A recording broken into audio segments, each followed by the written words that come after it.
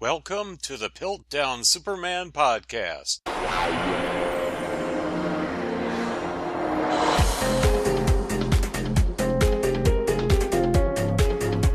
No, not that one. That's not the right theme.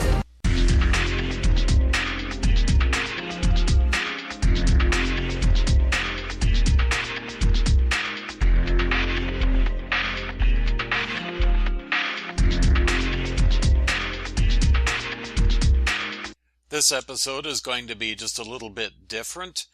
I'm still going to be talking about logical fallacies, but I'm going to do it a little differently. I'm going to have a conglomeration of them. It'll be a bit lengthy, and people will either love it or hate it. I'll show you the kind of stuff that Christians and especially creationists have to deal with. And I've got another one that's just a call for a trolling attack, and show you just why people love atheopaths so much. I'm in the right frame of mind to be doing this. Earlier on Twitter, atheists did this typical thing. First they'll come out and just start attacking the person. Boy, are you stupid, and that kind of thing. Then, when you take apart their arguments and show them you've got science on your side, they do not have logic on their side, and you just start striking this down, then they will prove their intellectual superiority by getting reinforcements and attacking you in a group. Atheists of this nature are just trolls. They want to cause trouble and attack people. I assume that's just to build up their own egos as well as to justify their hatred of God. And they also hate God's people. So they'll go out and get a bunch of people, attack you, and then they'll congratulate themselves. I talked sense. This stupid, dumb Christian couldn't answer, and we're smart. No, you didn't address the issues at all. All you did was get a group and attack individuals. And there's been a lot of that going on. I was on Twitter again later on today, and there were some other people that were complaining of the same kind of thing. Maybe it goes in waves. Personally, I've been getting a bit more of it lately, and now my opinion, and see, I'm making this clear, it's an opinion that I think it's a spiritual level. We came off a successful Question Evolution Day on February 12th, and now the attacks are ramping up. They're finding out the science is not on the evolutionist side, so it's much more difficult to justify atheism because they don't have some kind of an explanation for the origin of life or the origin of species. And now, Atheopath Follies.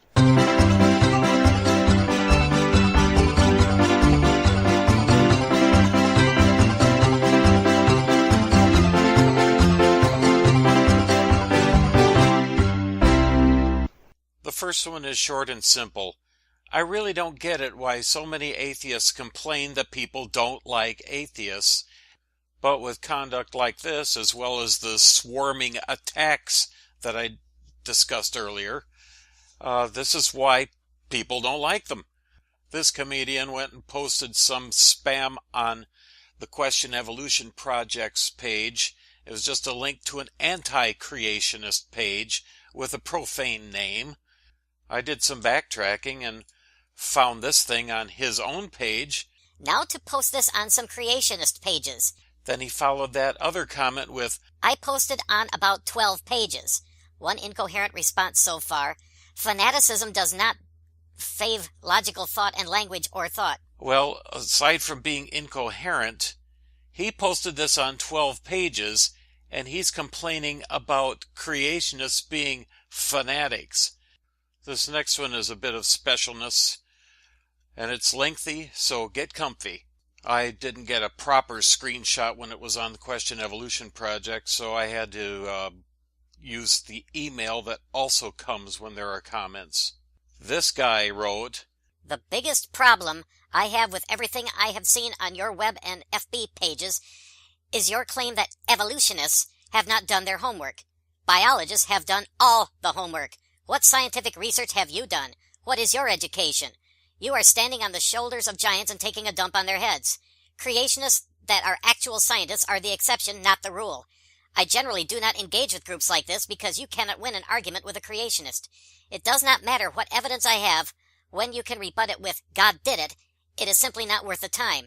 However, due to the level of ignorance to the actual laws of science I see here, I could not help but say something. Is it so hard to believe that your God created man via the evolutionary process? Here is something to think about. Let's assume God created every creature the way they currently are, or the 7,000 forms, or whatever nonsense you believe. Look at birds. If God created birds in their current form, why did he design them that way? Why didn't he just let them fly with magic? The logical answer would be that they need to counteract gravity. Then why did God create gravity? Once again, logic would dictate that the simplest answer would be to keep creatures from floating off into space, and to keep the planets aligned the way they are. From there, I ask, why did he need the force of gravity to do these things? It seems logical to assume that in order for all these creations to function properly, there was a framework of laws of nature they needed to adhere to. If this is the case, then the process of natural selection, which I should remind you Mr. Ham has admitted to being true, is a very logical process of creation. Strict adherence to a book with many authors retranslated dozens of times in many languages is just silly. However, it is perfectly feasible to believe in God and the Bible without ignoring the hard scientific data that is right in front of you. That is all I will say, as I have no doubt that the logical sequence I just provided will be brushed aside. As I have said before, you can't win an argument with someone who has no intention of ever changing their mind. I just hope someone who is investigating your pseudoscience will read this and think twice before blindly following. I hope you have a lovely evening. Wow, that was wonderful. I hope you're as thrilled with that as I am. Now let's have a little bit of fun with it. Starting at the beginning. The biggest problem I have with everything I have seen on your web and Facebook pages... Oh, wait a minute. I backtracked on him. His location didn't even show up on my stats counter. If he did visit my website, then he probably had the internet equivalent of the Romulan invisibility cloaking device. Okay. Your claim that evolutionists have not done their homework. Now, this is just an assertion. He's not showing me where it's been said and in what context. Biologists have done all the homework. Thank you for disparaging the cosmologists, the geologists, and all the other ologists. And what do you mean, all the homework? Then, what scientific research have you done? What is your education? Now here's something that I've gone on about before. Somebody's just deciding, since you don't have any education, and I'm just assuming you don't have any education, you have no right to say anything against evolution, so you'd better just accept what the scientists say. That's what's implied in these things. Sometimes people just come out and say that nonsense. What does it matter about me? And, by the way, I'm not the only one who is on the Question Evolution Project Facebook page. There are several admins here. You are standing on the shoulders of giants and taking a dump on their heads. Well, thank you for your enlightened opinion, but how does that help anything other than attack? Does it make you feel better, maybe, Skippy? Creationists that are actual scientists are the exception, not the rule. So, what's the relevance of that? Were you about to appeal to authority? Kind of sounds a little bit like appeal to authority, don't you think so? I generally do not engage with groups like this because you cannot win an argument with a creationist. Oh, thanks for stopping by. We're really delighted with your appearance. It does not matter what evidence I have. When you can rebut with, God did it, it is simply not worth the time.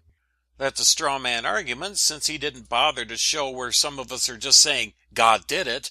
That is not the typical creationist response.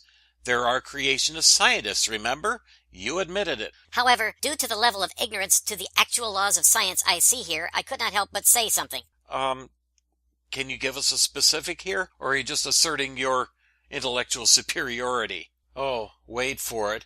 Here I come to save the day. Somebody's got some kind of a messiah complex. Oh, I see something here and I must defend science.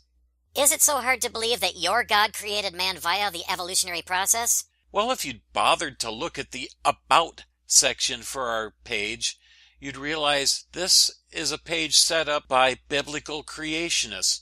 We're not compromisers. We're not theistic evolutionists. We're not Hugh Rossites using that framework hypothesis.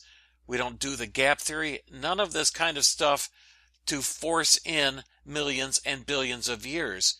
We do believe the Bible. So if he'd bothered to read that, maybe he wouldn't have been using another straw man attack and being so very condescending. Here is something to think about. Let's assume God created every creature the way they currently are. I don't see any point to that.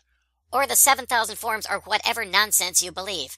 Okay, another personal attack and a straw man because nobody has said this.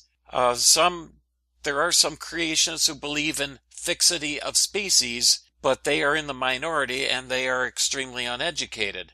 Look at birds. If God created birds in their current form, why did he design them that way?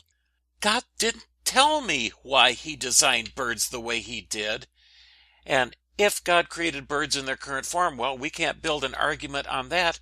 It is just conjecture with no basis anything and a massive red herring. Why did he design them this way? Why didn't he just let them fly with magic? Why should he? He designed them with a purpose in mind. The logical answer would be that they needed to counteract gravity. Well, there's some other possible answers, but let's not bother with that now. Then why did God create gravity? Because God wanted to see if I dropped my sandwich, if the peanut butter would land face down. This is really silly. Once again, logic would dictate that the simplest answer would be to keep creatures from floating off into space and to keep the planets aligned the way they are. Well, gravity is not the only force that is active on the planets, but never mind about that now. From there, I ask, why did he need the force of gravity to do these things? It seems logical to assume that, in order for all these creations to function properly, there was a framework of laws of nature that they needed to adhere to. Okay, so where did the laws of nature come from? And why should the creator of the universe, who is outside the bounds of time and space, because he made time, space, and matter, why should he be subject to them? So this is yet another red herring. If this is the case, then the process of natural selection... Now we're going from gravity and planets to natural selection. Which I should remind you, Mr. Ham has admitted to being true. Well, that's an appeal to some kind of authority of Mr. Ham. But guess what? Most creationists do believe, I believe, in natural selection. But we don't believe that natural selection led to evolution. Just like most evolutionists have abandoned traditional Darwinism for neo-Darwinism. So maybe this guy should brush up on his own worldview. So natural selection is a very logical process of creation. Wrong. Strict adherence to a book with many authors retranslated dozens of times in many languages is just silly. You don't know anything about how we got the Bible, and guess what, Buttercup? You didn't do your homework. You're just using prejudicial conjecture, spouting off your opinions, and browbeating us in a personal attack. However, it is perfectly feasible to believe in God and the Bible without ignoring the hard scientific data that is right in front of you. He just contradicted himself. He was telling us that it's not okay to believe the Bible because it's wrong. Now he's telling us we can, as long as we adhere to science. Again, you're putting words in our mouth because we're not ignoring the hard scientific data that is right in front of us. What we are doing is disputing the assertions and the bad interpretations and showing that the scientific data that creationist science are looking at and how some of the evolutionists are reinterpreting the same data. This is all I will say, as I have no doubt that the logical sequence I just provided will be brushed aside.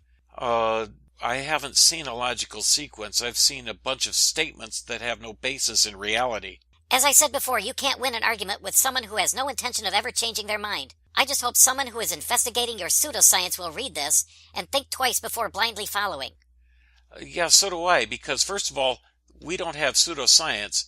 Evolution is pseudoscience, and unfortunately it has many blind followers. We present evidence for creation, and we hope that people are going to seriously examine it and think critically. That's one reason these podcasts are here, to help people, to inspire them to look up logical fallacies and to be able to dissect rants like this one, like I'm doing.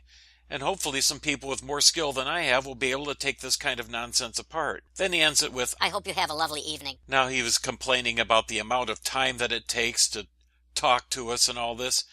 Yeah, he's right. This nonsense probably took him, maybe 10 minutes to write? It took me 2 seconds to hit the ban button and make his thing go away.